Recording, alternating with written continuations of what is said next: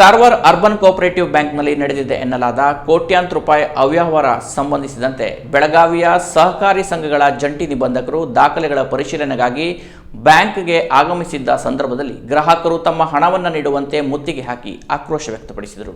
ಕಾರವಾರದ ಪ್ರತಿಷ್ಠಿತ 112 ವರ್ಷಗಳ ಇತಿಹಾಸವಿರುವ ಕಾರವಾರ ಅರ್ಬನ್ ಕೋಆಪರೇಟಿವ್ ಬ್ಯಾಂಕ್ನಲ್ಲಿ ಈ ಹಿಂದೆ ಮ್ಯಾನೇಜರ್ ಆಗಿದ್ದ ಗುರುದಾಸ್ ಬಾಂದೇಕರ್ ಎಂಬಾತ ಬರೋಬ್ಬರಿ 54 ಕೋಟಿ ರೂಪಾಯಿ ಅವ್ಯವಹಾರ ನಡೆಸಿದ್ದು ಆಡಿಟ್ ವೇಳೆ ಬಯಲಾಗಿತ್ತು. ಈ ವಿಚಾರ ತಿಳಿಯುತ್ತಲೇ ಗ್ರಾಹಕರು ಕಂಗಾಲಾಗಿದ್ದು ತಮ್ಮ ಖಾತೆಯಲ್ಲಿದ್ದ ಹಣವನ್ನು ವಾಪಸ್ ಪಡೆಯುವುದಕ್ಕೆ ಮುಂದಾಗಿದ್ದಾರೆ. ಈ ಸಂಬಂಧ ದೂರು ಸಹ ದಾಖಲಾಗಿದ್ದು ಇಂದು ಬೆಳಗಾವಿಯ ಸಹಕಾರಿ ಸಂಘಗಳ ಜಂಟಿ ನಿಬಂಧಕರು ದಾಖಲೆಗಳ ಪರಿಶೀಲನೆ ನಿಟ್ಟಿನಲ್ಲಿ ಬ್ಯಾಂಕ್ಗೆ ಆಗಮಿಸಿದ್ರು. ಈ ವೇಳೆ ಗ್ರಾಹಕರು ತಮ್ಮ ಹಣವನ್ನು ಕೊಡಿಸುವಂತೆ ಅಧಿಕಾರಿ ಬಳಿ ಮನವಿ ಮಾಡಿಕೊಂಡಿದ್ದು, ಗ್ರಾಹಕರ ಹಣಕ್ಕೆ ಮೋಸವಾಗದಂತೆ ತನಿಖೆ ನಡೆಸಿ ಸರ್ಕಾರಕ್ಕೆ ವರದಿ ಸಲ್ಲಿಸುವುದಾಗಿ ಅಧಿಕಾರಿಗಳು ಭರವಸೆ ನೀಡಿದ್ದಾರೆ. ಕಾರವಾರ ಅರ್ಬನ್ ಕೋಆಪರೇಟಿವ್ ಬ್ಯಾಂಕಲ್ಲಿ ಸುಮಾರು 54 ಕೋಟಿಗಳ ಹಣ ದುರುಪಯೋಗ ಆಗಿದೆ ಅಂತ ಹೇಳಿಬಿಟ್ಟು ಬ್ಯಾಂಕಿನ ಆಡಳಿತ ಮಂಡಳಿ ವತಿಯಿಂದ ಪೊಲೀಸ್ ಸ್ಟೇಷನ್ಗೆ ಕಂಪ್ಲೇಂಟ್ ಕೊಡಲಾಗಿದೆ ನನಗೆ ತಿಳಿದು ಬಂತು. ತಕ್ಷಣ ನಾನು ನಿನ್ನೆ ನನ್ನ ಇಲಾಖೆಯ ಉಪನಿಬಂಧಕರನ್ನು ನಾನು ಇಲ್ಲಿ ಒಂದು ಟೀಮ್ ಮಾಡಿ ನನಗೆ ಪ್ರಾಥಮಿಕ ವರದಿ ಕೊಡಿ, ಏನಾಗಿದೆ, ಇಲ್ಲ ಇದು ಪೊಲೀಸ್ ಸ್ಟೇಷನ್ನಲ್ಲಿ ಕೇಸ್ ದಾಖಲಾಗಿದೆಯೋ ದಾಖಲಾಗಿಲ್ವೋ, ಏನಾಗಿದೆ, ಸತ್ಯಾಸತ್ಯತೆಗಳನ್ನು ತಿಳ್ಕೊಂಡು ವರದಿ ಕೊಡಿ ಅಂತ ಹೇಳಿಬಿಟ್ಟು ನಾನು ಅಧಿಕಾರಿಗಳನ್ನು ನಿಯೋಜನೆ ಮಾಡಿದೆ. ಸಾರ್ವಜನಿಕರ ತುಂಬ ತೊಂದರೆಗೊಳಗಾಗಿದ್ದಾರೆ ಅಂತ ಹೇಳಿ ನನಗೂ ಮನಸ್ಸು ತಡಿಲಿಲ್ಲ. ಹಾಗಾಗಿ ನಾನು ನೇರವಾಗಿ ಆ ಟೀಮ್ ರಚನೆ ಮಾಡಿ ವಿಚಾರಣೆ ನಿನ್ನೆ ಎಲ್ಲ ಅವರು ಇಲ್ಲೇ ಕೂತ್ಕೊಂಡು ಕೆಲವೊಂದು ದಾಖಲೆಗಳನ್ನು ಸಂಗ್ರಹಿಸಿದ್ದಾರೆ. ಸಾರ್ವಜನಿಕರು ತೊಂದರೆಯಲ್ಲಿದ್ದಾಗ ನಾವು ಬರಬೇಕು, ನೋಡಬೇಕು ಅದು ಏನಾಗಿದೆ ಅಂತ ಹೇಳಿ ನಾನೇ ಖುದ್ದಾಗಿ ಇವತ್ತು ಬೆಳಗ್ಗೆ 9 ಗಂಟೆಗೆ ನಾನು ಬ್ಯಾಂಕಿಗೆ ಬಂದೆ. ಒಂದು 5 ಜನ ನಿರ್ದೇಶಕರು ಮತ್ತು ಎಲ್ಲ 9 ಜನ ಏನು ಇಲ್ಲಿ ಸಿಬ್ಬಂದಿಗಳಿದ್ದಾರೆ ಅವರೆಲ್ಲ ಉಪಸ್ಥಿತರಿದ್ದರು. ಆ ದಾಖಲೆಗಳನ್ನೆಲ್ಲ ತರಿಸ್ಕೊಂಡು ನೋಡ್ತಾ ಇದ್ದೆ. ಏನಾಗಿದೆ, ಮಾರ್ಚ್ 31/3/2024 ಅಂತ್ಯಕ್ಕೆ ಪ್ರತಿಯೊಂದು ಸಹಕಾರ ಸಂಘವು ತನ್ನ ಬ್ಯಾಲೆನ್ಸ್ ಶೀಟ್ಗಳನ್ನು ರೆಡಿ ಮಾಡಿ ಆಡಿಟರ್ಗಳಿಗೆ ಆಡಿಟ್ ಮಾಡೋದಕ್ಕೆ ಕೊಡಬೇಕು.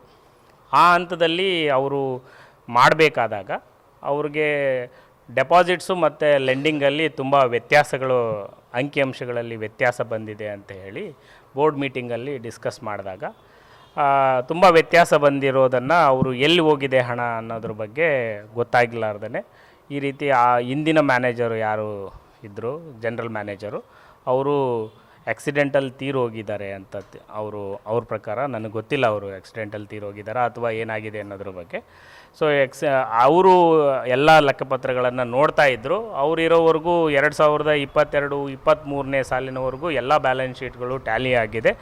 ಅದು ಆಡಳಿತ ಮಂಡಳಿಯಲ್ಲಿ ಅನುಮೋದನೆಯೂ ಆಗಿದೆ, RBIಯಿಂದ ಇನ್ಸ್ಪೆಕ್ಷನ್ನು ಕೂಡ ಆಗಿದೆ ಅಂತ ಹೇಳಿ ದಾಖಲೆಗಳನ್ನು ತೋರಿಸಿದರು.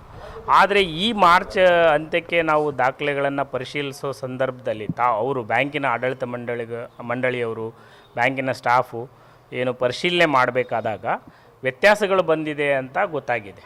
ಆ ವ್ಯತ್ಯಾಸಗಳಿಗೆ ಕೂಡಲೇ ಅವರು ಪೊಲೀಸ್ ಸ್ಟೇಷನ್ಗೆ ಹೋಗಿ ಒಂದು ಕಂಪ್ಲೇಂಟ್ನ ಲಾಡ್ಜ್ ಮಾಡಿದ್ದಾರೆ. ಈ ರೀತಿ ವ್ಯತ್ಯಾಸ ಆಗಿದೆ, ಸ್ವಲ್ಪ ಅಪರಾಧ ಆಗಿದೆ ಇಷ್ಟು ಮೊತ್ತ, ಇದನ್ನು ತನಿಖೆ ಆಗಬೇಕು ಅಂತ ಹೇಳಿ ಅವರು ಇಲ್ಲಿ ಪೊಲೀಸ್ ಠಾಣೆಗೆ ದೂರು ದಾಖಲೆ ಮಾಡೋಕ್ಕೆ ಹೋಗಿದ್ದಾರೆ.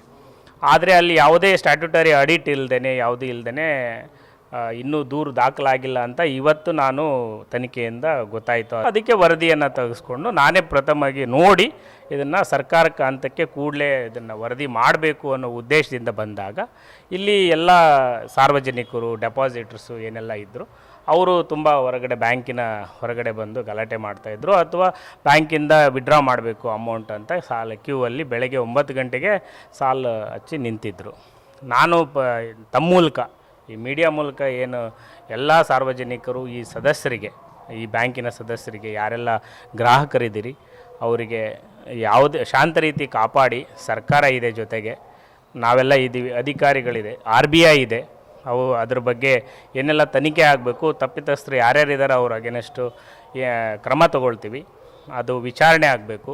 ರಿಸರ್ವ್ ಬ್ಯಾಂಕ್ ಆಫ್ ಇಂಡಿಯಾಕ್ಕೆ ಮಾತಾಡೋದಕ್ಕೆ ಇಲಾಖೆಯ ಮುಖ್ಯಸ್ಥರಿಗೆ ಈಗಾಗಲೇ ನಾನು ದೂರವಾಣಿ ಮೂಲಕ ತಿಳಿಸಿದ್ದೀನಿ. ಅವರು ಏನೆಲ್ಲ ಪ್ರಥಮ ವರದಿ ಇದೆ ವಿಚಾರಣೆ, ಈಗ ಇದು ಸ್ಟ್ಯಾಟ್ಯೂಟರಿ ಎನ್ಕ್ವೈರಿ ಆಗಲ್ಲ, ಇಂತಿಂಥ ಪ್ರಾಬ್ಲಮ್ಸ್ ಆಗಿದೆ ಪ್ರೈಮಾ ಫೇಸೆ ಅಂತ ಹೇಳಿ ಆ ಅಹವಾಲುಗಳನ್ನೆಲ್ಲ ಈಗೇನು ಸಾರ್ವಜನಿಕರು ಇಷ್ಟೊತ್ತು ತಮ್ಮ ಎದುರುಗಡೆ ಮಾತಾಡಿದರು ಅದೆಲ್ಲ ಅವರ ಪ್ರತಿನಿಧಿಗಳ ಮೂಲಕ ಅವರ ದುಗುಡ ದುಮ್ಮಾನಗಳಿಗೆ ಎಲ್ಲ ಲಿಖಿತ ರೂಪದಲ್ಲಿ ತಗೊಂಡು ಇಲ್ಲಿ ಆಗಿರ್ತಕ್ಕಂಥ ಅಪರಾಧಗಳನ್ನು ಚಾರ್ಜಸ್ಗಳನ್ನು ಫ್ರೇಮ್ ಮಾಡಿ ನಾನು ಸರ್ಕಾರಕ್ಕೆ ಶಿಫಾರಸು ಮಾಡ್ತೀನಿ. ನನಗೆ ಮೇಲಧಿಕಾರಿಗಳಿದ್ದಾರೆ, ಅವರಿಂದ ನಿರ್ದೇಶನ ಪಡ್ಕೊಂಡು RBI ಅಧಿಕಾರಿಗಳ ಜೊತೆ ಅವ್ರದ್ದೊಂದು ಇನ್ಸ್ಪೆಕ್ಷನ್ ಆಗಬೇಕು, ಇಲಾಖೆಯಿಂದ ಒಂದು ಇನ್ಸ್ಪೆಕ್ಷನ್ ಆಗಬೇಕು. ಅದರಲ್ಲಿ ತಪ್ಪಿತಸ್ಥರನ್ನ ನಾವು ಯಾರು ಅಂತ ಹೇಳಿ ನಿರ್ಧಾರ ಮಾಡಿ ಅವ್ರ ಮೇಲೆ ಕ್ರಮ ತಗೊಳ್ತೀವಿ. ಸರ್ಕಾರ ಮುಂದಿನ ಏನೆಲ್ಲ ಕ್ರಮ ತಗೋಬೇಕು, ಡೆಪಾಸಿಟರ್ಸ್ದ ಹಿತ ಹೇಗೆ. ಇನ್ನು ಕಾರವಾರ ಅರ್ಬನ್ ಕೋಆಪರೇಟಿವ್ ಬ್ಯಾಂಕ್ನಲ್ಲಿ ಸಣ್ಣ ಪುಟ್ಟ ವ್ಯಾಪಾರಸ್ಥರು, ನಿವೃತ್ತರು ಸೇರಿ ಸಾವಿರಾರು ಮಂದಿ ಗ್ರಾಹಕರು ತಮ್ಮ ಹಣವನ್ನು ಇರಿಸಿದ್ದಾರೆ.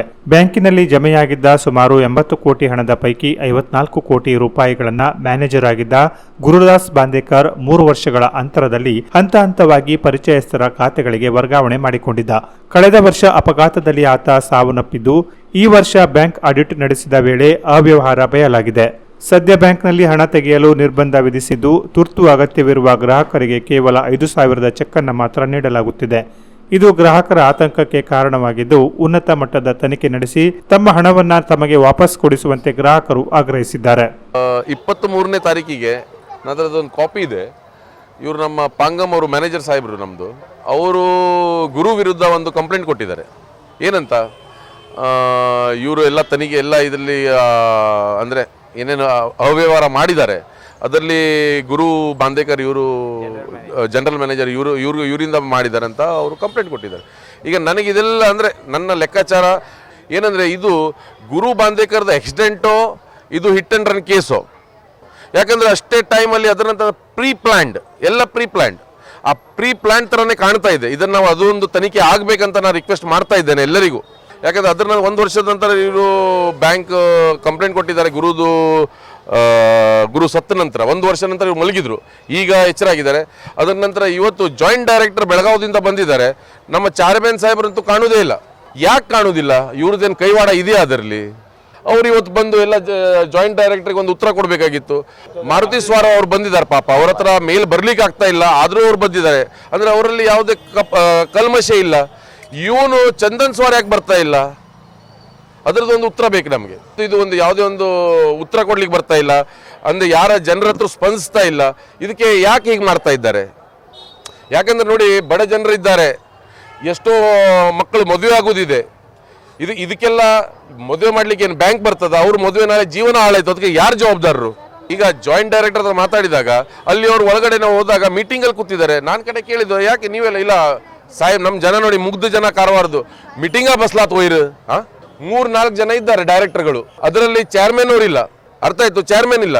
ಚೇರ್ಮನ್ ಇಲ್ಲದೆ ಜಾಯಿಂಟ್ ಡೈರೆಕ್ಟರ್ ಮೀಟಿಂಗ್ ಮಾಡ್ತಾ ಇದ್ದಾರೆ. ಆಯ್ತು, ಜಾಯಿಂಟ್ ಡೈರೆಕ್ಟರ್ ಮೀಟಿಂಗ್ ಮಾಡ್ತಾ ಇರುವಾಗ ನಿಮ್ಮ ಜಾಯಿಂಟ್ ಡೈರೆಕ್ಟರಿಗೆ ಏನು ಈಗ ಅವ್ರಿಗೊಂದು ಫೀಡ್ಬ್ಯಾಕ್ ಕೊಡ್ಬೇಕಲ್ಲ, ಅದು ಕೊಡೋರು ಯಾರು? ಇವರೇನಾ? ಅಂದರೆ ನಮ್ಮ ಕಾರವಾರ ಜನರಿಗೆ ಯಾರು ಏನು ಬೇಡ ಇದಕ್ಕೆ. ಈಗ ನಾನು ಜಾಯಿಂಟ್ ಡೈರೆಕ್ಟರ್ ಹತ್ರ ಮಾತಾಡಿದಾಗ ಅವ್ರಿಗೆ ಸ್ಪಷ್ಟವಾಗಿ ಹೇಳಿದ್ದೇನೆ, ಇದು ತನಿಖೆ ಆಗಲೇಬೇಕು, ಮತ್ತು ಇದು ಲೋಕಲಲ್ಲೇ ಆಗಬಾರ್ದು, ಇದು CODಗೆ ಹೋಗಬೇಕಿಲ್ಲ, ಸೆಂಟ್ರಲಿಂದ ಬರಬೇಕು. ಮತ್ತು ನಮ್ಮ ಮಾನ್ಯ ಮಿನಿಸ್ಟರ್ಗಳು ಇದರ ಮೇಲೆ ಒತ್ತಡ ತರಲೇಬೇಕು, ಮಂಕಾಳು ವೈದ್ಯರು. ಯಾಕಂದರೆ ಇದು ನಮ್ಮದು 112 ವರ್ಷದ ಬ್ಯಾಂಕು. ಮತ್ತೊಂದೇನಿದೆ, ಇವನು ನಮ್ಮ ಯಾರು ಪಾಂಗಮ್ ಅವರು ಈ 2022 ಆಡಿಟ್ ರಿಪೋರ್ಟಲ್ಲಿ ಅಲ್ಲಿ ಗೋಲ್ಡ್ ಇಷ್ಟಿದೆ, ಕ್ಯಾಶ್ ಇಷ್ಟಿದೆ ಅಂತ ಇದೆ. ಅಷ್ಟು ಗೋಲ್ಡ್ ಇದೆಯಾ ಅಲ್ಲಿ? ಅದನ್ನು ತನಿಖೆ ಯಾಕೆ ಮಾಡೋದಿಲ್ಲ? ಯಾಕೆ ಚೆಕಿಂಗ್ ಮಾಡ್ತಾ ಇಲ್ಲ ಇವರು?